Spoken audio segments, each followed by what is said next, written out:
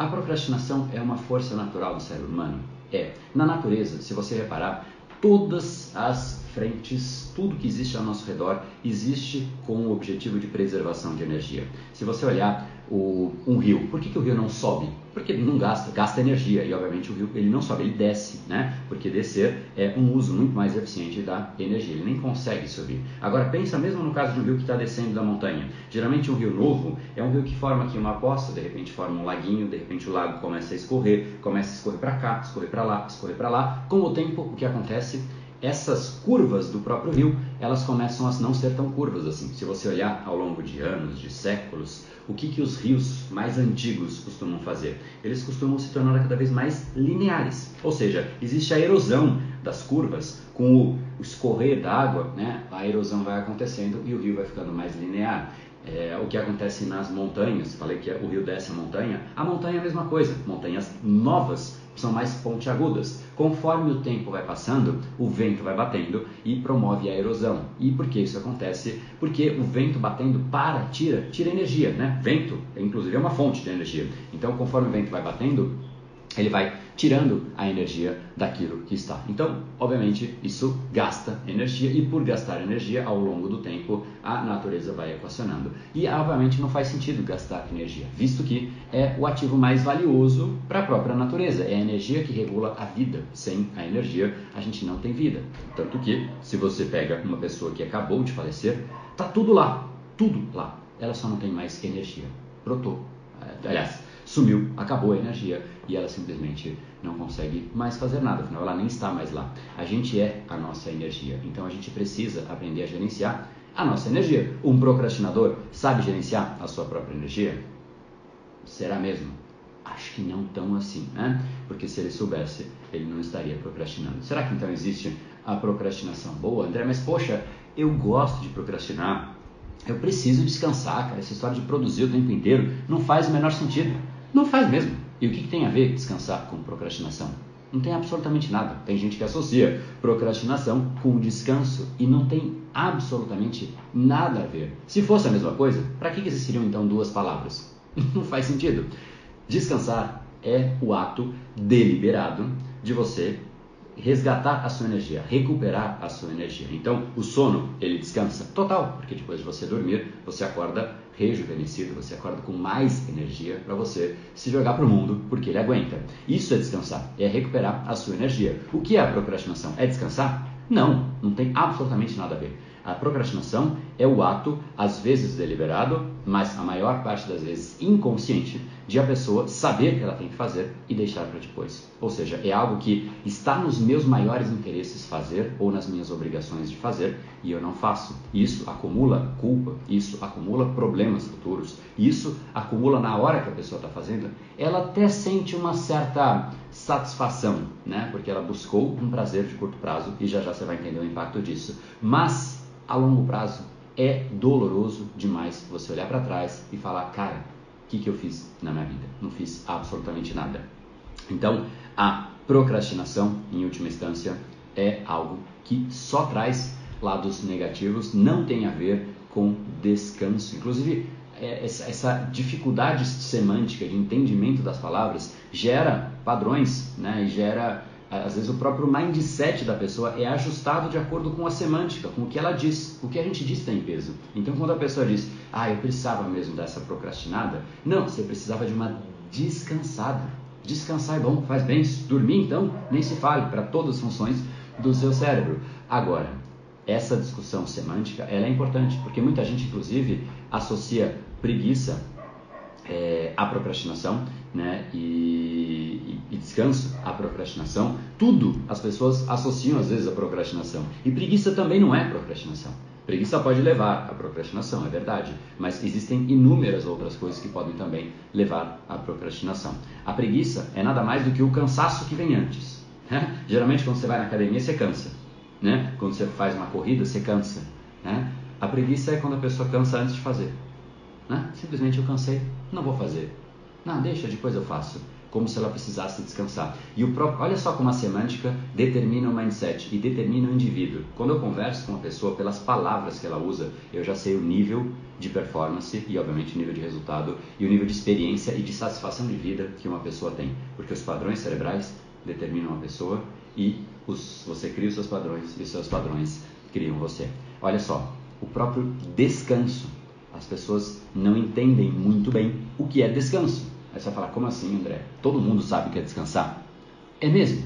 Todos os descansos que você faz, você de fato recupera a sua energia? Pensa comigo qual é o descanso mais clássico das pessoas hoje em dia. É chegar em casa, né, do trabalho e sofazão com o Netflix, né, assistindo as séries ali na frente. Agora eu te pergunto, descansar recupera a sua energia. Logo, eu imagino que então, depois de assistir uma série, 2 séries, 3 séries, quiçá, você já descansou bastante. Então eu tenho certeza que depois de recuperar a sua energia, você dá um pulo e fala, nossa, agora eu estou pronto, eu quero correr uma maratona, sai da minha frente. Não, nunca vi isso acontecer e temo que jamais verei. O que a gente vê quando uma pessoa fica ali neste cenário que eu acabei de falar, não é descanso. Ela começa a definhar. Ela começa, primeiro tá lá, tá cansadona. Aí ela começa a pegar aquele soninho, aquelas pescadas. Aí começa a escorrer a baba. Aí ela começa a quase dormir, babar. Aí vira aquele caos, né? Quando você vê a pessoa de fato dormiu. Né? O dormir sim recupera. Mas será que de fato isso que a gente chama de descanso, de fato descansa? Ou não descansa tanto assim? Porque descanso é isso. É você entrar num processo de recuperação da sua energia. É isso que é descanso. Então, essas discussões semânticas dá para entender o mindset de uma pessoa. Existem formas de você realmente descansar, se era a sua intenção, e você recuperar essa energia e aí sim voltar com a sua energia. Tudo bem, se é a intenção ficar ali e assistir, enfim, assistir a vida de uma outra pessoa, como eu sempre digo, né? O que é uma série ou um filme ou o que quer que seja.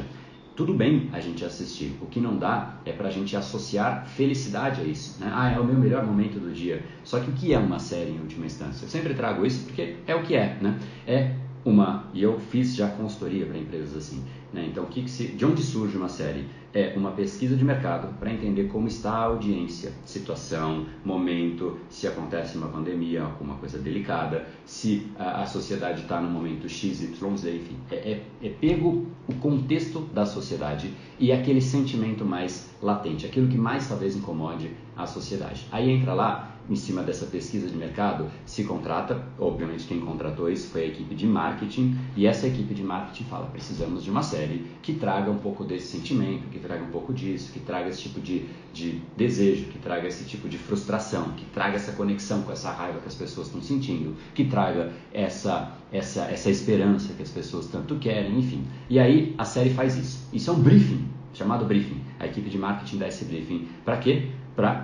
A pesquisa orienta a equipe de marketing que monta um briefing e que tem ali um novo projeto a ser desenhado. Aí eles chamam um diretor que vai começar, e às vezes uma equipe, mas que vai começar a criar uma estrutura, uma história e tudo mais, e esse diretor contrata atores, né? Esses atores vão encenar emoções e tudo mais, emoções estas que satisfazem os indivíduos. Então, em última instância, quem está assistindo uma série está assistindo uma tela preta que pisca luzes com um ator contratado encenando emoções que a pessoa sente, dirigido por um diretor, orientado por uma equipe de marketing que foi conduzida por uma pesquisa de mercado para que ele estivesse sentindo exatamente aquela emoção que ele não consegue sentir por conta própria, logo ele recorre a emoções externas para que satisfaçam aquilo que dentro dele não está tão bem preenchido assim, e isso faz com que dia a dia ele busque isso, porque isso vicia, e ele precisa de emoções. Nós humanos, a gente precisa de emoções e a gente recorre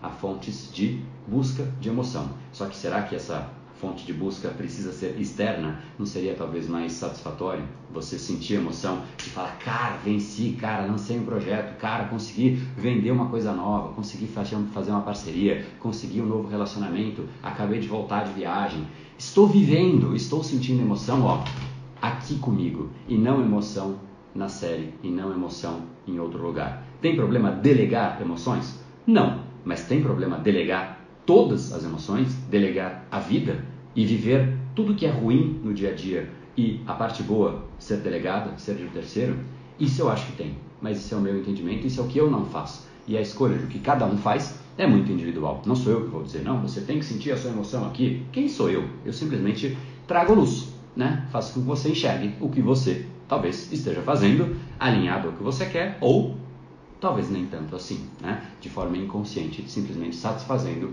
uma insatisfação na sua vida. E se você vive por conta própria a insatisfação e busca a emoção, o prazer e a satisfação em um lugar que é de um terceiro, isso tudo bem, o cérebro até anula. Mas será que de fato você está vivendo uma vida feliz? Aí fica um questionamento que eu não vou responder. Essa pergunta é só uma pessoa que pode responder. E é aquela que quando você olha no espelho, te olha de volta. Será que de fato você vive uma vida feliz? Porque em última instância você vai perceber que esse comportamento de buscar uma série, de buscar redes sociais, é a gente tendo sempre uma dinâmica de buscar o prazer de curto prazo, né? Porque no curto prazo é o que o cérebro faz, é o que uma vaca faz. A vaca, sempre de brinco disso, porque a vaca, quando começa a chover, ela vai para baixo da árvore. Quando ela quer, eu vou criar uma palavra que eu sei que não existe, a vaca que é o vácuo, né? Ela vai atrás do vácuo lá para fazer as brincadeiras ali. Ou seja, é uma busca direta por prazer de curto prazo. Só que nós humanos, a gente tem um cérebro que consegue entender a dinâmica do curto, médio e longo prazo. A gente consegue criar projetos, a gente consegue pensar, né, no futuro, a gente consegue pensar em momentos diferentes do agora. Porque se você só pensa no agora, você de fato vive o agora. Mas você não tem nada melhor para viver amanhã, você não construiu nada. E você está refém de quem construiu. E aí você fica olhando nas redes sociais, admirando quem fez, admirando quem construiu um corpo bacana, admirando quem vive numa série que é um personagem fictício, que nem existe, mas fica lá, o ser humano assim, ó, feliz, triste, chora. E aquelas expressões que ele poderia estar fazendo para a própria vida, né? Então, no fundo, isso é só um reflexo, é mais um dos reflexos e ainda é um parênteses, eu não de fato entrei na procrastinação, mas esse é um reflexo de um cérebro que busca o prazer de curto prazo. E aí sim isso é o que leva à procrastinação. É exatamente esse cérebro destreinado que busca o prazer de curto prazo, que é um cérebro que constantemente vai preferir procrastinar em detrimento de fazer alguma coisa.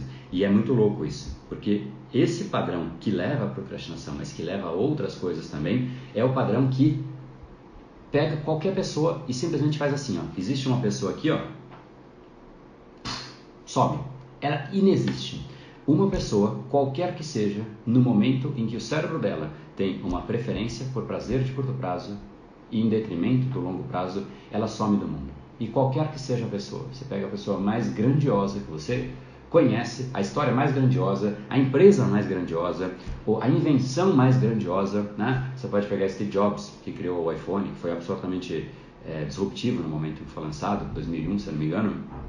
Se ele tivesse ficado lá, ao invés de empenhado naquilo, se ele tivesse ficado nas redes sociais, se ele tivesse ficado vendo séries, se ele tivesse ficado fazendo qualquer outra coisa de curto prazo que desse prazer ali, não existiria o que a gente tem hoje. E Steve Jobs não seria sequer conhecido.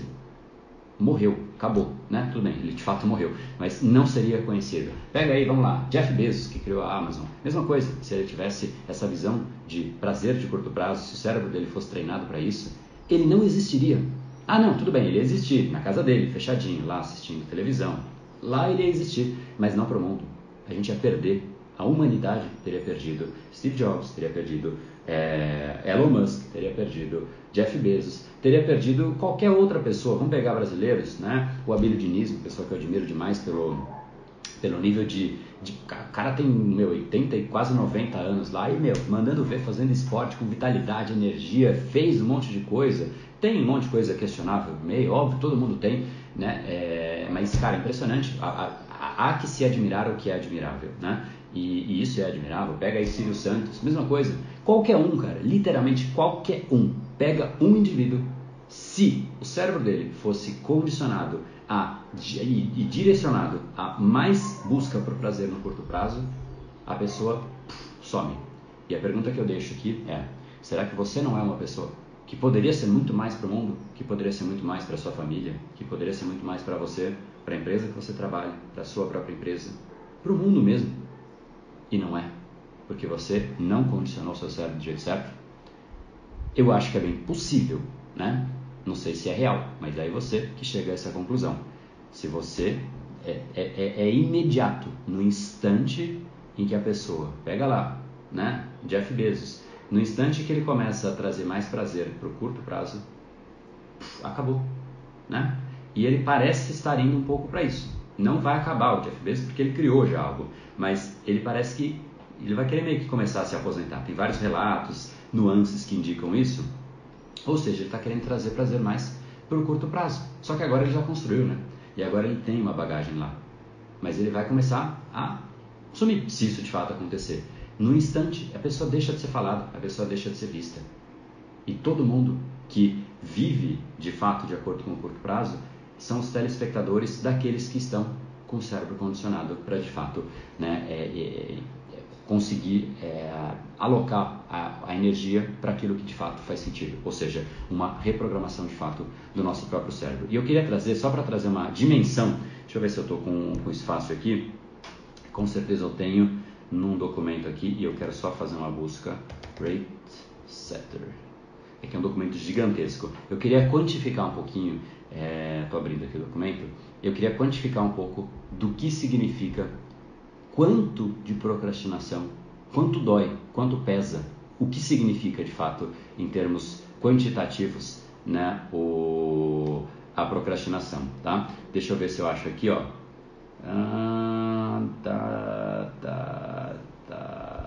Vamos ver. Achei. Se liga só, ó. Olha que louco. É o Instituto Britânico, esse que eu citei, Rate Setter, tá? Ele tem uma série de mensurações e excluindo redes sociais. A gente vai primeiro ver no dia a dia e depois a gente vai pegar redes sociais de um outro instituto, porque ele é mais preciso, esse outro, porque ele pega dados direto do celular, tá? Rate Setter é um instituto britânico que mostra que, sem considerar as redes sociais, a gente procrastina, né, em média 193 minutos por dia, tá? O que significa isso em horas? 3 horas e 15 minutos mais ou menos, né? E aí tem outro estudo que eu gosto muito, eu vejo todos os anos quando sai, o estudo da HotSuite, né? A HotSuite, ela faz exatamente isso que eu falei, uma mensuração no celular, porque fica registrada, né? E esses voluntários emprestaram, né, os dados ali, compartilharam os dados para que pudessem ser mensurados. E existe uma mensuração por países, todos os países praticamente do mundo têm essa mensuração. E sem poder dizer que isso é um orgulho, o Brasil é o segundo país em tempo de uso de redes sociais. A gente passa em média, ou seja, tem gente que é mais, tem gente que é menos, mas cara, média de 3 horas e 39 minutos por dia em redes sociais. É muita coisa. Então vamos somar 193 minutos, 3 horas e 15, mais 3 horas e 39 minutos, né? Vamos arredondar aí, né? Como se fosse 3 e 45 e 3 e 15, dá 7 horas. 7 horas por dia. 7 horas por dia. Só repetindo, não sei se ficou claro isso. Vamos deixar um pouco mais claro? Beleza. 7 horas por dia. Se você reparar, inclusive, quanto tempo que é uma jornada de trabalho normal? 8 horas, né?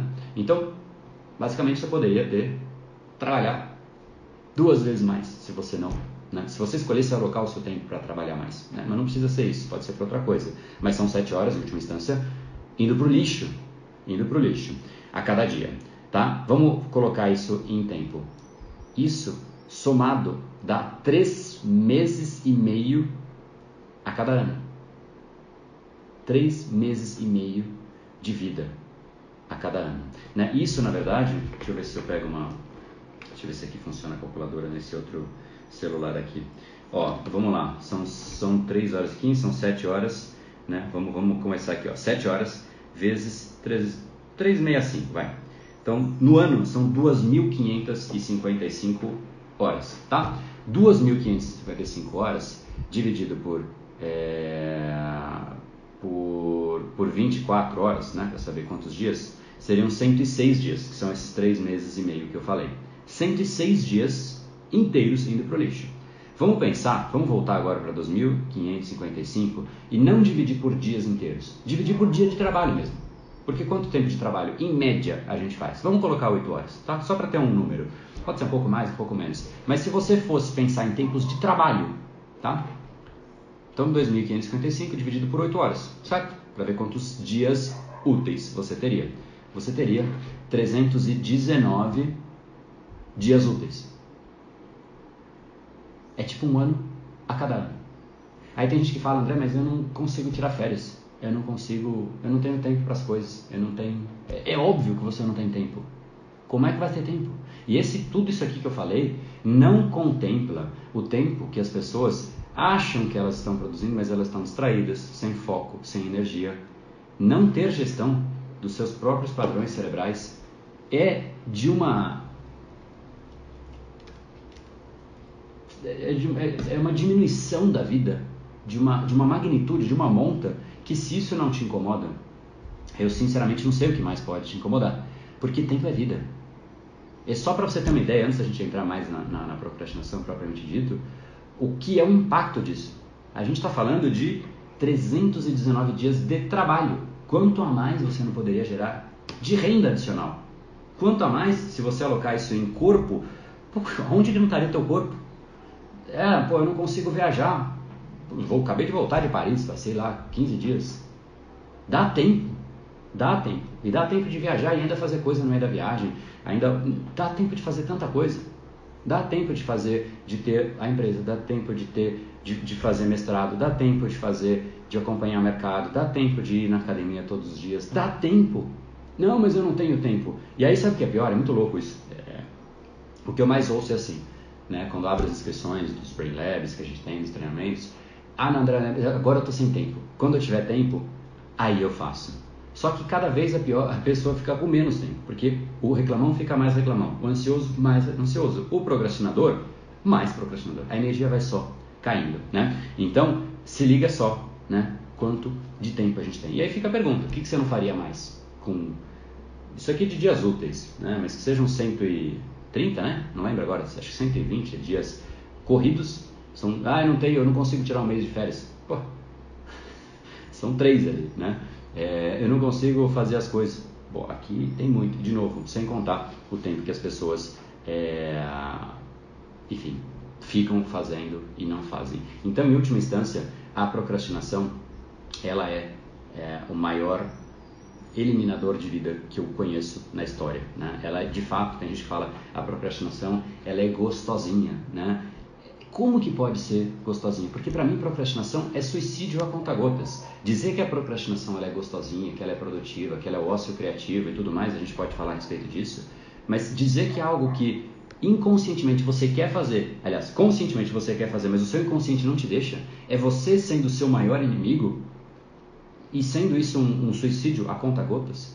Dizer que a procrastinação é gostosinha é tão absurdo quanto dizer que o suicídio é gostosinho, porque é jogar tempo no lixo. Um tempo que você conscientemente não quer, mas o seu inconsciente faz você com que você não consiga ter gestão de você. E essa é tão bizarro, porque é tipo o ser humano maduro querendo algo, e algo dentro dele segurando ele mesmo. E aí o maduro, né, porque nós adultos, né, temos essa vantagem, né, entre aspas, de racionalizar as coisas. E aí as pessoas começam a racionalizar, dizendo, não, a procrastinação é bom, cara, a gente precisa descansar. Não, você precisa descansar mesmo, fato, mas você não precisa procrastinar. Tem gente que procrastina para descansar. Eu preciso dormir, vai enrola e tal, e não vai nem dormir. A procrastinação está em tudo, até no ato de ir descansar. A procrastinação está ficando endêmica. Só que será que é algo novo? Né? E aí eu peguei algumas citações antigas, né, que eu achei legal. Será que é de agora? Será que é uma parada nova? Né? E se liga só, essa briga, né, do ser humano com prazos, com o tempo, com ele mesmo, em última instância, em 800 antes de Cristo. Olha só a frase de um poeta grego, Hesíodo. Ele diz o seguinte: deixar o trabalho para amanhã e depois de amanhã é uma tarefa odiosa, né? E aí Cícero usou a mesma palavra, odiosa. O senador romano Cícero, ele diz: é odiosa a mania dos políticos deixarem tudo para depois. Até hoje, assim. E essa discussão de deixar para depois, de deixar o trabalho para amanhã e depois de amanhã, vem desde 800 a.C. Então, sim, é uma uma tendência natural do ser humano? Claramente, né? Se não fosse, a gente começaria agora a procrastinar. Isso vem desde sempre, sempre existiu. Agora, de novo, sempre existiu também pessoas que tinham miopia. Sempre. A gente tinha miopia antes. A diferença é que algumas pessoas ficavam a vida inteira com a miopia. Hoje em dia não. A pessoa pode até continuar, mas aí ela põe um óculos, né? Ela põe uma lente de contato, ela faz uma operação, ela não tem mais este problema, essa limitação. A ciência vai tirando as limitações. Então quem não enxerga bem, resolve. A gente precisa se comunicar. Tem gente aqui agora, seguramente que está em outros países, Portugal, enfim, tem aluno nosso, inclusive, da Austrália, da França, dos Estados Unidos, literalmente de todos os países. Literalmente, tem 20% dos alunos da turma que são de outros países. E a gente tem 18 mil alunos. Então, né, a gente está falando de muita gente. Se for 20% de 18 mil, tem 3.600 pessoas de outros países. Dá para assumir que praticamente tem todos aí, né? A gente tinha essa limitação de falar. Olha o que aconteceu. A gente está falando. Aonde você está? Sei lá. Você sabe onde eu estou? Não, mas a gente está falando. Então, essa limitação também saiu. A limitação de voar. Inventaram o avião. A gente voa. A limitação de cruzar o oceano. Naviozão. A gente atravessa. As limitações estão sendo retiradas. A ciência traz a clareza de como retirar. A gente tem hoje em dia a neurociência, que ajuda a entender por que a gente tem limitações. Só que tem gente que continua da mesma forma, continua sem querer entender como o cérebro funciona. Se você, para mim é tão, de uma inteligência tão grande, né, quanto eu sou míope e não vou achar alguém que vai me ajudar a resolver a miopia. Não, eu vou continuar assim. E aí a pessoa ainda diz, quando eu resolver a minha miopia, aí, quando minha miopia melhorar, aí que eu vou resolver. Quando eu tiver tempo, aí que eu vou fazer o treinamento. Quando eu tiver sarado, aí que eu vou na academia. É basicamente uma racionalização que o adulto conta para ele mesmo, sabendo que não vai levar a lugar nenhum, mas ele se conforta com o próprio argumento que não tem fundamento nenhum e, enfim, muita gente fica em volta disso a vida inteira. Só que, de novo, a cada ano são 319 dias que você poderia estar fazendo mais, criando mais, vivendo mais, convivendo com a sua família mais, curtindo mais, fazendo mais esporte, vivendo mais, cara. Viver é uma coisa tão única e a gente vai desperdiçando. Essa é a procrastinação. Agora, de onde vem isso? Né? Por que o nosso cérebro... Acho que já deu para gerar um incômodo, né? Cara, se isso não incomoda, é na boa. Isso é o que me move, porque o fato de eu ter resolvido isso em mim e também como consequência, né? E ter ficado feliz com isso, e aí como consequência eu resolvi nos alunos do Brain Lab, é o que me move, é o que criou o Brain Power. É esse incômodo de ver pessoas podendo ter gestão delas mesmas e simplesmente achando normal e não se incomodando. A ideia até aqui foi mais te incomodar e te trazer clareza. Porque como pode uma pessoa desperdiçar a vida e falar, não, tá tudo bem, é gostosinho. Aí ela cria uma narrativa, é gostosinho, né? E aí vai para onde? Ela vira telespectador.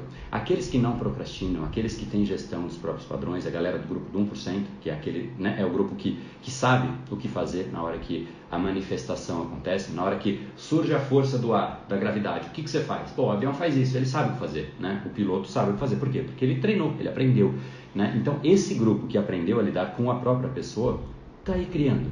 Todos os outros, têm uma única atribuição. Eu sempre digo isso. Existe uma função única, uma profissão única de toda a galera do 99%. Todo mundo do grupo do 99%. E olha, falar que tem uma função para 99% de todas as pessoas parece um pouco de exagero, não é? Mas eu realmente acredito que não é. Enquanto o 1% está fazendo, o 1% é a galera que escolhe os próprios padrões e cria o padrão. Imagina você criar o padrão de eu quero ir na academia. E ir todos os dias, e sentir prazer nisso. O padrão de se alimentar bem todos os dias e fazer isso com prazer. Essa é a parte mais importante. Não é assim, vou sofrer para comer bem. Eu não sofro para comer bem. Eu não sofro para deixar o açúcar. Ele nem existe na minha mente. Eu não sofro para ler uma coisa, para produzir. Eu simplesmente vou lá e faço. Enquanto a pessoa está lá debatendo, né? Precisa acordar cedo e fica lá debatendo. Acorda ou não acorda? Acorda ou não acorda? Eu já acordei, já fui fazer outra coisa. Meu cérebro já não está mais naquela luta. A pessoa está lutando. Eu como esse hambúrguer, como essa batata, como essa salada e fica nessa luta. A pessoa está lutando. Para quem que dói isso? É só para ela. É um incômodo que é para ela. né? Então, enquanto 1% está aí fazendo, está aí tendo gestão, criando os padrões com carinho, com trabalho, dá trabalho criar o seu padrão, dá trabalho esculpir quem você quer ser no futuro, né? E, obviamente, quando você esculpe no presente, você impacta o seu futuro. Por isso que eu digo, você cria os seus padrões e os seus padrões criam você. Enquanto esse grupo está fazendo, todos os outros, tem médico, tem advogado, tem engenheiro, tem administrador, tem tudo. 99% das pessoas tem uma única função: telespectador. É a galera que está assistindo as outras pessoas viver a vida, curtir. Assiste aonde? Em redes sociais, cada vez mais as pessoas são expostas, né? Assistem nas séries, até assistem, são telespectadores de vidas reais e não reais, vidas fictícias, mas eles são telespectadores, porque o prazer do que ele faz está na hora que ele está assistindo o outro, porque dele mesmo não tem nada nem para assistir nem para contar, então ele fica assistindo dos outros. E aí o que ele faz com o dele? Ao invés de fazer, ele vai lá e procrastina. Então é uma decisão que para mim parece que é um pouco urgente, né? Porque o procrastinador, sabe quando ele diz para ele que vai resolver? Você sabe a resposta, né? Amanhã eu vou resolver. É na próxima turma do Brain Lab. Não, a semana que vem. Ano que vem não passa. E vai procrastinando. Quando você usa a palavra amanhã, tudo que você usa de estímulo e oferece de estímulo para o seu cérebro é um treino. Você fortalece aquilo em você. Sempre que você usa a palavra é amanhã que eu faço, você fortalece. E você está fortalecendo a procrastinação, decidindo deixar de procrastinar. Olha que louco. Paradoxo, né? Amanhã eu vou eliminar a procrastinação. Você está aumentando a sua procrastinação. Amanhã eu vou ler um relatório. Você está aumentando a sua procrastinação. Eu vou primeiro pegar um cafezinho e depois eu faço. Você está aumentando a sua procrastinação. Tudo que você faz é um treino direto, inegociável com o seu cérebro. O seu cérebro recebe estímulos e ele aprende. Então, 1% está fazendo, está vivendo, está curtindo, está tendo a chance de viajar, voltar de Paris, acabei de voltar com os meus pais, fazer as coisas, e o resto está assistindo. Telespectador. Achando legal. Falo, putz, que vida bacana que o outro tem, que eu gostaria de ter. Que série legal, me conectou, me tocou. Tem problema ver a série? Tem problema ver uma vida do outro? Não, mas tem problema não fazer a tua. Isso tem problema. É isso que me incomoda, é isso que me move. Eu não sou daqueles que falam, não, você tem que deixar de comer açúcar, por exemplo. Não, cara, você quer comer, come. É livre-arbítrio. Eu sou o maior defensor do livre-arbítrio. O que me incomoda é exatamente a ausência dele. É a pessoa que quer acordar cedo, mas não consegue. É a pessoa que quer deixar de comer o brigadeiro, mas não consegue. É a pessoa que quer produzir, mas não consegue. É a pessoa que quer focar, mas não consegue. É não usar um conhecimento que está aí à disposição. E ela vai contra a própria decisão. Se isso não é anular o próprio livre-arbítrio, é uma prisão própria, é estar preso nos padrões que a própria pessoa criou. Se isso não é incômodo para alguém, é muito grande para mim, eu não consigo imaginar que não incomode alguém. Então, para mim, não é o que incomoda uma pessoa. É ela assistir Netflix? Não. É ela comer brigadeiro? Não. Se ela quer, cara, tá tudo bem. Né? O problema é ela querer não fazer e não conseguir. Ou até usar isso como uma válvula e uma fuga da própria vida. Enfim, então, né, no fundo, é nisso que o 99% está preso. As pessoas dizem, eu sinto prazer em, em viajar, sinto prazer em cada uma coisa, né? Conviver com meus amigos, ir pra balada. Você não é isso. A gente é muito menos os nossos prazeres e os nossos desejos, porque os desejos, cara, não significa grande coisa, né? Eu desejo ser rico, eu desejo... Define você isso? Não, né? Não define. Nem define aquilo que você vai ser.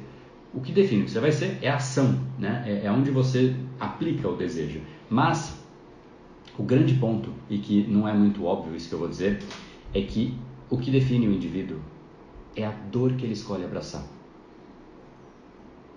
Esse ponto eu queria que entrasse dentro de você.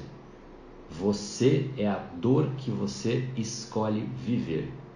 Se você escolhe viver a dor e abraçar a dor da academia, esse é o seu corpo. Se você decide abraçar a dor de organizar a sua casa, essa é a sua casa.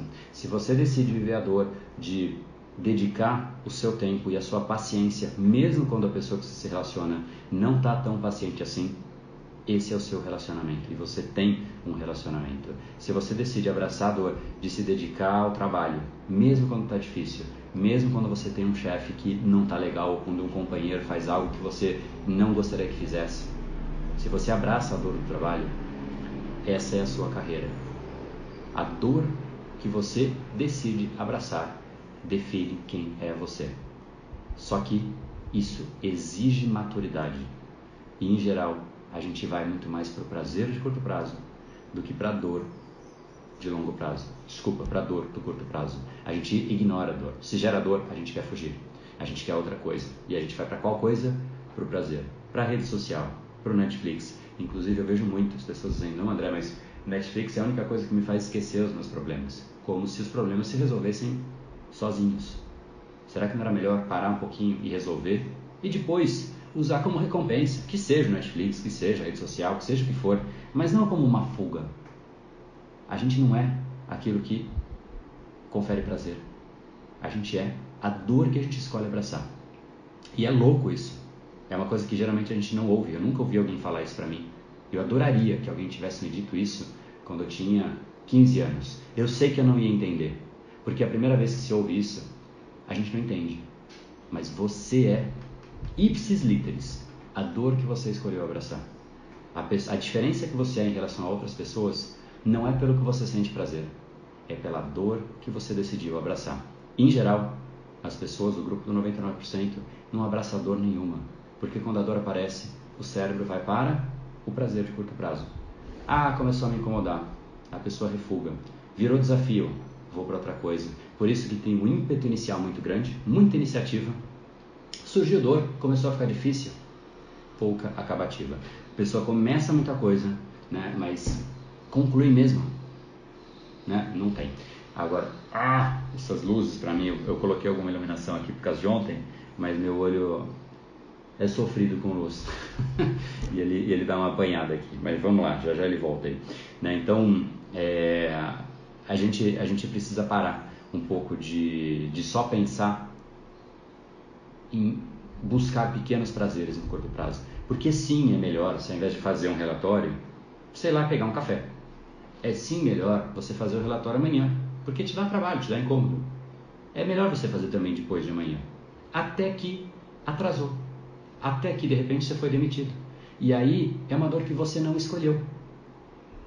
Você está sem carreira, sem recurso, sem nada. Porque as dores que você não escolhe, escolhem você. Então você tem duas escolhas. Ou você escolhe a dor que você quer e você tem a consequência disso, ou as dores vão chegar para você sem que você tenha que escolher e que simplesmente você vive a consequência da exata mesma maneira. A dor ela vai viver, a dor ela é parte da vida, a dor ela é parte de você. O grupo do 1% escolhe a dor. Eu quero a dor de parar a minha vida, achar um treinamento que me ajude a recondicionar meu cérebro. Vai doer? Vai, porque vai ter investimento, porque vai ter que dedicar tempo. Vai doer, mas é uma dor que você escolheu. Eu escolho as minhas dores. É óbvio que surgem dores inesperadas, que você não imagina que acontece, sim, mas enquanto você não escolhe as suas dores, elas chegam. Por quê? Ir na academia dói, mas não ir também dói. Aprender inglês dói, mas não aprender também dói. Se dedicar no trabalho dói, mas não se dedicar também dói. Qualquer coisa, ou é você que escolhe a dor, ou a dor te escolhe. Eu prefiro escolher a dor e viver ela, e ela me definir, do que deixar que alguma dor apareça, porque eu fiquei tentado a pequenos prazeres de curto prazo, ignorando o real significado do que é a vida, que é sim colocar esforço. Por isso que se diz por aí, no pain, sem dor, no gain, não há ganho. E eu mudei para no brain, no gain. Sem o cérebro, não há ganho. Sem a gente recondicionar o nosso cérebro para ele realmente se esforçar, na hora que começa a ficar difícil, é ali que a coisa acontece. Na live sobre desistir, eu falei, o grupo do 99%, ele desiste quando está ficando difícil. Ele não desiste quando está errado. Ele é tão... Homer Simpsons, que está errado, ele vê que está errado, ele sabe que o relacionamento está errado, ele sabe que o trabalho está errado, ele sabe que a vida está errada, mas ele continua. Nisso ele não desiste, porque as pessoas vão dizer, imagina, eu desisti, eu sou um fracassado, então eu continuo errando, porque ninguém vai dizer nada. Não dói, né? Desistir dói. Ele não desiste do que é errado, mas aquilo que começa a ficar difícil, ele desiste. Então ele estava querendo um projeto, ficou difícil, parou. Estava cuidando do corpo, ficou difícil, né? Acabou aquela motivação inicial ali, ele fica difícil e aí ele para. Faz sentido? Desistir do que está errado é imperativo. A gente precisa. Então a inversão é isso. Não desista do que está difícil. Desista do que está errado. Isso foi o que a gente falou aqui. Mas a gente não faz isso. A gente, eu digo, o grupo do 99%, né? As pessoas, no fundo, não levam a sério o quanto o tempo é valioso, o quanto os padrões cerebrais que a gente tem fazem a gente ficar inconscientemente vagando pela vida, tipo zumbis. É um zumbi atrás do outro, e o problema é que os zumbis ficam amigos, eles conversam, nem amigos, né? Porque hoje em dia ninguém mais tem amigo, um negócio muito louco isso. As pessoas conversam, e são os mesmos problemas, então gera uma conexão, uma identidade ali. Ah, é assim mesmo que é o mundo, então eu vou me associar, vou associar que isso é o certo, e vivo assim. Será que de fato é o certo? A gente tem uma vida que a gente não se orgulha, a gente não sente prazer real, e aí a gente compensa à noite. O que é compensação? Vamos supor que seu dia foi péssimo. Você começou o dia com seu estado então emocional foi lá para baixo, porque é um dia ruim, né? Joga a pessoa lá para baixo. Então ela fica com energia -1, -2, sei lá, menos o que quer que seja, -2, vai. Aí ela tá com um dia péssimo, né? -1 de manhã e -2 à tarde, foi só piorando. Aí ela chega em casa e ela fala, ai cara, eu preciso compensar. Aí ela se joga no Netflix e volta pro zero. Aí, dia seguinte, à noite, -1, -2, 0. -1, -2, 0. -1, -2, -1. -1, -2, -1. -1, -2, -2. Não volta mais. Aí começa a cair. A pessoa não consegue mais sentir satisfação. Não consegue mais sentir mais do que satisfação. Felicidade. A compensação é o que os governos na época romana faziam, do Império Romano. Política de pão e circo. O que é o pão e circo?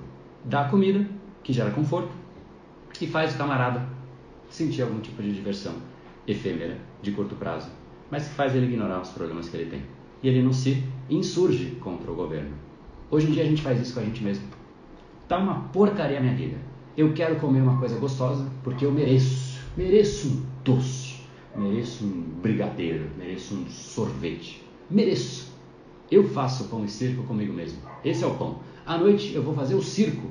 Pô, fantástico. Eu fico vendo lá os gladiadores lutando contra o leão. Não, que isso, não. Vou ver uma sériezinha lá, né? Os dois ali se beijando. Putz, finalmente os dois ficaram juntos. Eles se mereciam. Nossa, eles terminaram, eu não acredito, cara. O cara traiu a menina, filha da mãe. Esse cara não pode, não merece viver. Ah, ele se desculpou, ele se arrependeu. Ele realmente é uma pessoa que amava ela. Mudou como pessoa, eles voltam a ficar juntos. Ah, que delícia de vida.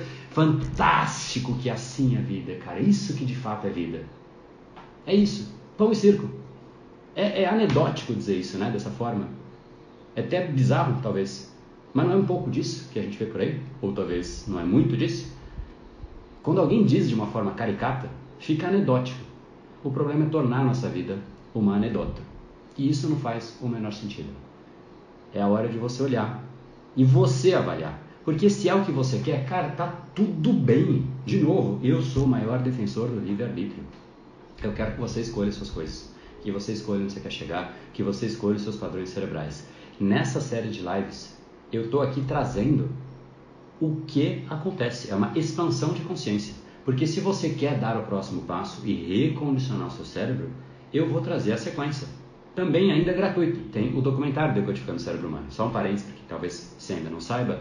E lá a gente vai aprender juntos a recondicionar o nosso cérebro para mudar os padrões. Porque isso que eu acabei de falar, de chegar em casa e buscar o prazer e tudo mais, é um padrão cerebral. Se te larga no mundo, se larga pelo menos o grupo do 99%, o que ele faz? Ele acorda sem querer acordar, come qualquer coisa, pega o trabalho, pega o trânsito, reclama do trânsito, vai para o trabalho, trabalha mais ou menos, né? 7 horas jogada no lixo, Não dá para dizer que a pessoa de fato trabalhou, procrastinação intensa, né? Não estou dizendo que as 7 horas são exatamente dentro do trabalho, mas 7 horas no dia, né? Como média do Brasil. Aí beleza, aí a pessoa chega em casa, compensa, dorme sem querer dormir. E aí acorda sem querer acordar e vive tudo de novo, esperando o final de semana para ali sim viver. E aí entrou o famoso sextou, né? Sendo que é um dia que a pessoa se sente livre. Então ela começa a segunda esperando a sexta, famosa, é um suicídio, né? Querer jogar fora 5 dias para que chegue logo o futuro, então morre logo, porque, né, já foi lá pro futuro de uma vez toda, né? Acabou o problema, resolve, né? Se avançar a vida, ao invés de viver a vida, se esse é um sinal, tem algo errado. A gente não precisa avançar a vida para viver a vida. É só viver a vida, é sentir prazer naquilo que a gente faz. E tudo isso de automaticamente ir para o sofá, automaticamente olhar a rede social, é um padrão cerebral. Não é todo cérebro que é igual a esse. Cada um programa o seu cérebro. Ele é plástico. O nosso cérebro é plástico. A prova disso é que eu tenho certeza que você conhece pessoas que acordam, vão para a academia cheias de energia, tem muito mais disposição, tem um humor muito melhor, tem mais energia, mas poxa, peraí, ela gastou energia de manhã, foi na academia, como é que ela pode ter mais energia?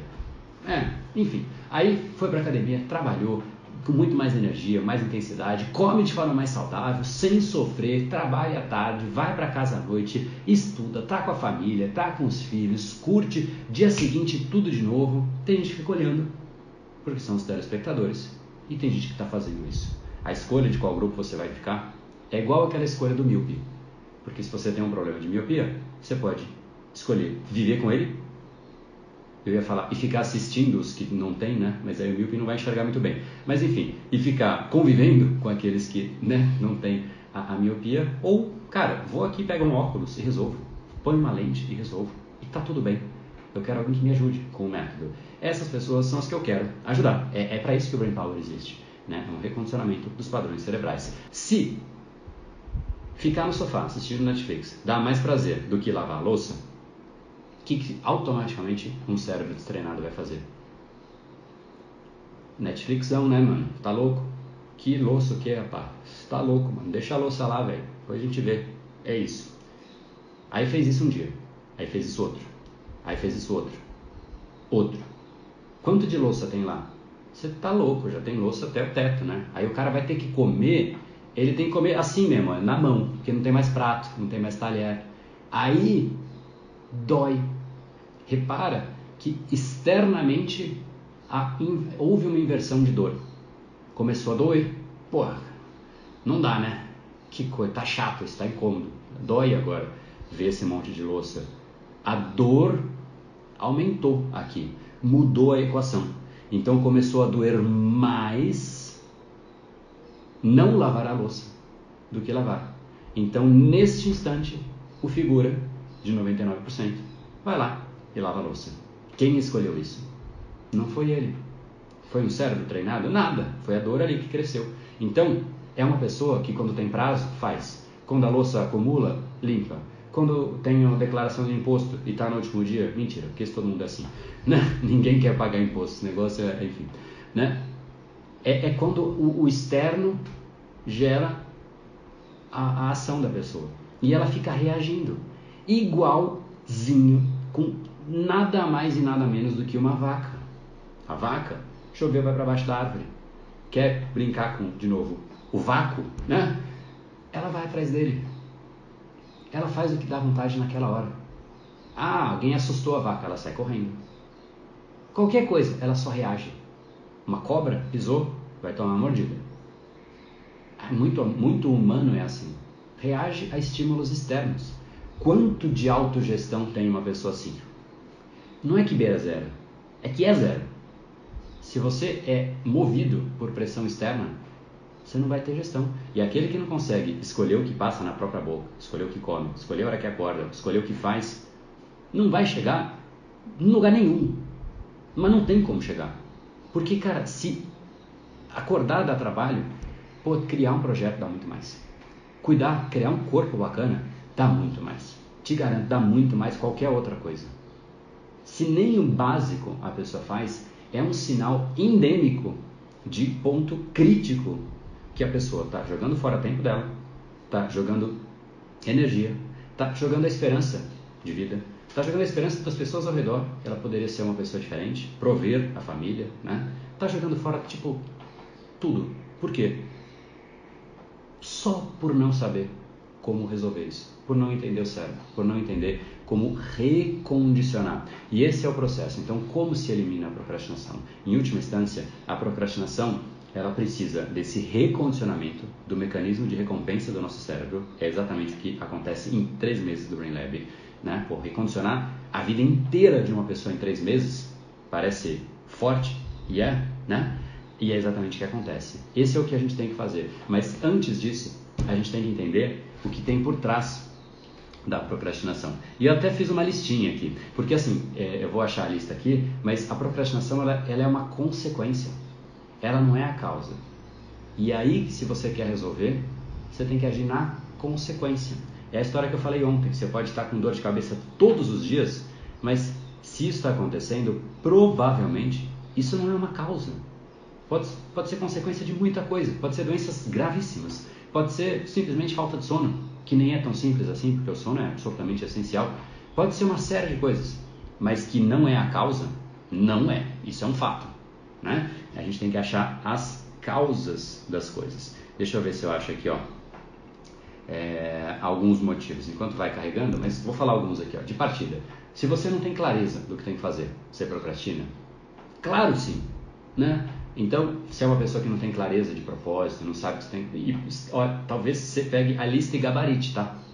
Aí você realmente corre pro Brain Lab, né? Mas se você não tem clareza de propósito, não sabe o que você tem que fazer, não está muito seguro de para qual lado é na sua vida, isso te dá procrastinação de presente assim, ó, pá, toma, vai e procrastina. Porque imagina, você vai usar a sua energia, que é o recurso tão escasso, e aí seu cérebro fala, meu, você nem tem certeza que você tem que fazer isso. Não vai fazer esse negócio, você tá louco, né? Então, falta de clareza é um. Ansiedade é outro. Uma pessoa ansiosa, ela, a cabeça tá a milhão e no fundo ela tá fazendo muita coisa na mente, mas de concreto ela não faz nada.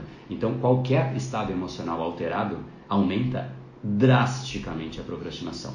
Drasticamente, né? Falei de ansiedade, estresse é a mesma coisa. Você tá estressado, você pode até tentar, mas tipo, o cérebro não vai performar da mesma maneira. Isso afeta, né, as suas faculdades cerebrais, sua capacidade cognitiva e tudo mais, né? Perfeccionismo, a gente falou ontem, nem sei em que número mais que eu tô, sei lá, né? Vou listar alguns. Se você tiver todos, gabaritou, não dou parabéns, mas gabaritou. Perfeccionismo, né? Perfeccionismo, exatamente a mesma coisa. Se você fica sempre esperando a hora perfeita, quando que ela vai chegar? Nunca. E aí você procrastina. Falta de confiança / timidez, né? Vou associar, por mais que não seja a mesma coisa. Você não está confiante, você fica inseguro do que os outros vão pensar. Mesma coisa, você não faz e procrastina, né? Como consequência. Que mais? A falta de energia. Meu Deus, né? Bom, primeiro, preguiça. Vamos colocar juntos também, né? Preguiça, que é o cansaço que vem antes, né? Tipo, não fui na academia, mas eu tô cansado antes, né? Você cansou antes de ir, isso aí é bizarro. Mas enfim, preguiça, né? Leva sim a procrastinação, não é sinônimo, tem gente que acha que é a mesma coisa, né? Baixa energia, cara, a energia é crítica, de novo, se você pegou desde o começo, vida é energia. Você tem um corpo sem energia, quando você morre, você só tira energia, o resto do corpo está lá, por um tempo, até começar a decompor e tudo mais. Mas no começo, tá lá, acabou de morrer a pessoa, só saiu energia.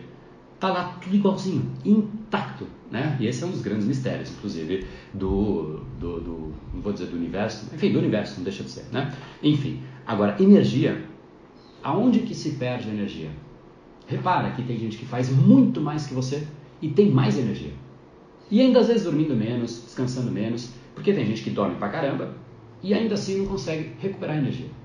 De onde vem essa tal energia? Então é comer, eu preciso comer. Se não é dormir só, não estou dizendo que não importa, estou dizendo que não é só. Então eu vou comer igual um louco, vou numa churrascaria e vou comer igual um maluco. Então eu vou ter muita energia. Vai mesmo. Então vai lá e come. E depois de 1 hora do seu almoço, a gente marca uma reunião. Quero ver seu nível de energia. Você não vai poder piscar, hein? Vai ter que estar com a energia no talo, porque você vai comer tanto, né? Não é só isso. Aonde que se perde energia e que as pessoas não sabem, é quando você luta contra os seus padrões cerebrais. Quando você não aceita quem você é, porque você não criou você não se esculpiu. Então quando você quer focar, mas não consegue, e fica nessa luta, quando você quer acordar e não consegue, e fica nessa luta, quando você quer ir na academia e fica nessa luta, vou, não vou, você lutando contra você mesmo, é exatamente aí que a energia é uma demolição. É como se você estivesse puxando um braço para cada lado. Você vai cansar horrores, porque é isso que você faz quando você luta contra os seus padrões cerebrais. Então, tentar mudar a sua alimentação na marra, sem saber como o cérebro funciona, você vai ficar lutando. Aí dura quanto tempo? As dietas, né? Famoso efeito sanfona. Dura aí uma semana, aí a pessoa não aguenta mais. E na academia, né? Tem quanta gente que é inscrita na academia, se todo mundo fosse nas academias, não ia caber. É louco. A academia já vende com overbooking. Eu estava lendo estudo de caso de Harvard, né? Harvard é super bacana porque eles têm aqueles estudos de caso, né? E que trazem reflexões, trazem números reais. E eu estava vendo, né? A gestão de uma academia grande lá nos Estados Unidos, eles já assumem como overbooking, ou seja, eles vendem mais do que a capacidade de alunos instalados em 35%. Ou seja, 35% jamais pisa na academia. Isso é de uma das maiores dos Estados Unidos. Tem umas menores, né, que eles estavam com 70 e tantos por cento de overbooking. E a discussão era, né, porque o lance de Harvard é muito mais do que trazer a solução e permitir que os próprios participantes discutam, né, as soluções. Né? E essa era a discussão, o que fazer em caso de 70%. Cara, é quase o dobro, né? Tipo, né? E no fundo é o que é, né? Só que eles... essa de 35% falou, não, a gente prefere jogar seguro, né? Cara, 35%, né, de pessoa que sequer vai, porque tem as pessoas que vão lá, não é todo dia, né? E tudo bem, mas eles já assumem que 35% que se inscreve sequer vai, sequer pisa na academia. Olha que coisa insana, meu, enfim, né? Mas voltando aí, energia é quando você quer algo e você mesmo não quer. E você fica lutando contra você. Sempre que você luta contra você mesmo, quem que ganha? Não importa, porque se você ganha, você perde. Você está lutando contra você, e se você perde? Aí você ganha. Quem que... Não tem, né? Não é uma soma, é uma soma zero, né? No fim, se um é mais, o outro é menos, fica no zero.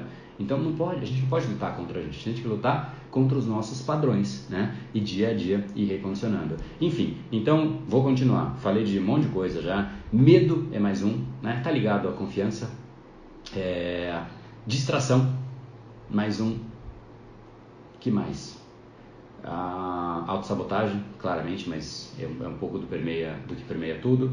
Tem uma outra que é uma desconexão com o seu próprio propósito, né?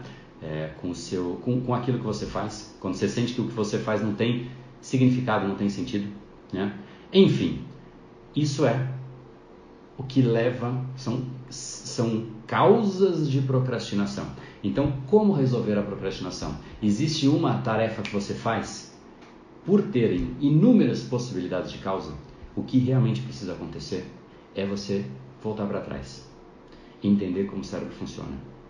É assim que ele funciona. É por causa disso que eu procrastino. Essas são as áreas cerebrais que eu mais ativo. Ok.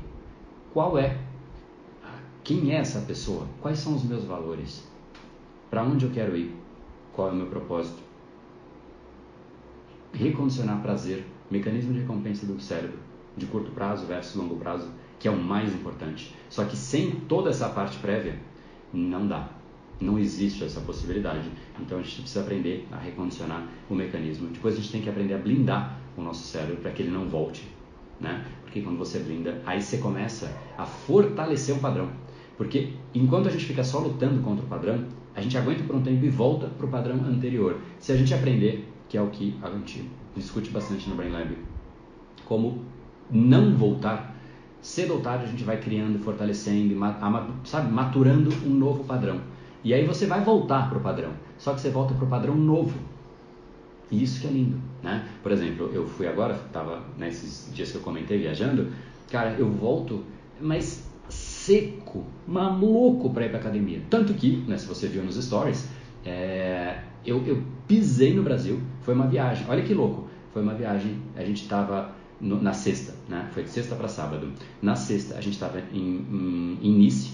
De Nice até Marseille a gente foi de carro, 2 horas de carro dirigindo. De Marseille até Paris 2 horas de avião, mas tem, óbvio, tempo de espera do avião e tudo mais, então acho que foram mais 1h30, 2 talvez, né? Aí a gente foi para Paris, e depois de Paris tinha uma conexão por Madrid ainda, aí a gente passou por Madrid, veio para São Paulo, ou seja, no fundo, deu 24 horas de viagem, né? De deslocamento aí, 24 horas. O que eu fiz assim que eu pisei no Brasil? Vim aqui, troquei de roupa, fui para academia. Imediatamente, né? Eu sinto prazer em fazer aquilo. Eu sofro para ir na academia? Imagina, cara. Eu queria voltar porque esse é o meu padrão. Esse é o meu padrão. Porque eu condicionei. Você tem que condicionar o padrão de ir na academia? Não. Mas você não precisa condicionar os padrões tão aleatórios na vida, né? Tipo roer unha, tipo procrastinar, tipo se distrair, tipo, se alimentar dos negócios toscos, gostar de coisa esquisita. O nosso paladar, ele é programável também, né? Tem gente que não gosta de açúcar. Eu não gosto. Eu ponho um negócio doce na boca, me incomoda. Me incomoda. Por quê? Porque eu condicionei assim. Ai, André, mas que vida triste, né? A sua, se você não come um doce. Cara, se isso pra você é felicidade, se vida feliz é comer doce, é porque você tem que entender um pouco mais o que é felicidade. A gente tem que tomar cuidado com o que a gente associa a prazer, porque a gente muda o nosso mindset, né? Tem problema comer um docinho? Cara, se você quer comer, não. Se você não quer, tem. Eu não quero, né? E eu não quero doce, e eu não quero querer comer doce. Então tá tudo bem. Tanto que as pessoas me ofereceram, eu falo, não, tá tudo bem, cara, eu não tô sofrendo por não querer, não. Eu realmente não quero doce e não quero querer o doce. Então, tipo, tá tudo bem. E eu falo assim mesmo, né? Não quero querer. Aí a pessoa fica pensando, tentando entender, dá um tempo, aí ela desistiu. Aí vai embora, né? Enfim. Mas a gente tem que escolher os prazeres que a gente tem, mas principalmente escolher as dores que a gente quer. Esse é o jogo. Então, se você quer, antes de realmente ter acesso a um método, enfim, passar por uma jornada de conhecer o seu cérebro, mudar o mecanismo, a sugestão que eu te dou, escolha as dores que você quer abraçar. E seja muito seletivo. As dores que você escolher definem você. Vou repetir. Se você escolhe a dor de abraçar a dor de ir na academia, esse é o seu corpo. Se você escolhe a dor de abraçar a dor de um relacionamento, de se dedicar, mesmo quando o relacionamento, a pessoa não está num bom dia, num bom humor, mas você abraça essa dor, esse é o seu relacionamento. Se você abraça a dor de organizar a sua casa, essa é a sua casa. Se você abraça a dor de se dedicar ao trabalho, essa é a sua carreira. Se você abraça a dor de estudar, essa é a sua capacidade intelectual. A dor que você abraça é você. Ipsis literis. Você é a dor que você escolhe abraçar. Tem alguma relação com os desejos que você tem? Pode até ter. Mas entre uma pessoa que vem para mim falar de desejos e uma pessoa que fala, cara, eu abracei essa dor, eu vejo uma maturidade, uma beleza e uma alta performance e um nível de preparo. E eu sei que essa pessoa vai muito mais longe do que a pessoa que é recheada de desejos. Porque o desejo, ele tem uma grande chance, ou até talvez uma característica inerente, de ser efêmero. Porque o desejo, como Schopenhauer diz, né, um filósofo alemão, o desejo é algo distante e quando a gente se aproxima, ele deixa de ser o desejo, né? Tanto que ele diz que o ser humano tem uma linha de filosofia dita como pessimista, porque ele diz que o ser humano nunca está satisfeito. Quando a gente se aproxima daquilo que era o nosso desejo, aquilo já não é mais o nosso desejo e nós temos um outro desejo. Logo, aquele que se move por algo que, quando ele se aproxima, não é mais aquilo que era inicialmente e que geraria felicidade no ato de chegar no desejo, mas agora ele chegou e não é mais um desejo, logo não é mais felicidade e a felicidade já está um pouco mais adiante. Logo, para um indivíduo assim, a felicidade nunca chega. Por outro lado, aquele que vive, e Schopenhauer não entrou nessa, eu adoraria, né? Até presunção demais do meu lado, né? Mas adoraria ter uma conversa com Schopenhauer, né? Para falar, mas Schopenhauer, e o cara que é abraçador? Ele não sente felicidade? Porque ele está abraçando a dor. E a dor traz o resultado. E o resultado traz a felicidade. E aí ele vê a recompensa do esforço. É quando você investe e volta. Quando você investe X e volta 2X. Quando você investe X e volta 100X. Isso não dá feliz? Não dá felicidade? Não dá prazer? Essa felicidade eu vejo no indivíduo. Agora o que move e que se move por desejos, senhor Schopenhauer, né? Eu concordo contigo. Mas esse que se orienta à dor, eu discordo. Com toda a presunção do mundo, né? mas eu realmente acho que o indivíduo que se orienta à dor, ele investe nele mesmo. Ele dedica um esforço. E quando você investe em você, e você recompensa, e você recupera o investimento depois, ali sim você se sente feliz. Você vê o seu ego, você olha para trás, você sente orgulho. Você fala, cara, consegui. As pessoas que passam, né, no vestibular, até me alonguei bastante hoje, mas as pessoas que passam no vestibular ficam felizes por quê? Porque elas passaram, porque elas superaram, porque elas se dedicaram. Elas investiram X e voltou 10X, 100X. Quem cria um corpo bacana e olha no espelho e fala, para, que corpo bacana que eu criei, investiu X e voltou 10X. Mas o que é investir X? É escolher a dor. Então, guarde essa mensagem. Você é a dor que você escolheu abraçar. E não o desejo que você tem. E não o sonho que você tem. E não os prazeres que você tem. Muito menos o prazer de curto prazo que você tem. Só que eles são aqueles que a gente pensa no dia a dia. A gente foge da dor e a gente busca o prazer. E se fosse o inverso? E se fosse a dor como o caminho para o prazer? Inversão, né? E é exatamente aí que as pessoas de alta performance vivem. Elas escolhem a dor que elas querem abraçar. Só que elas precisam de um cérebro que esteja condicionado para isso, né? E essa é a mensagem de hoje. Beleza? Todos os recados dados? No brain, no game. Valeu, galera. Até mais.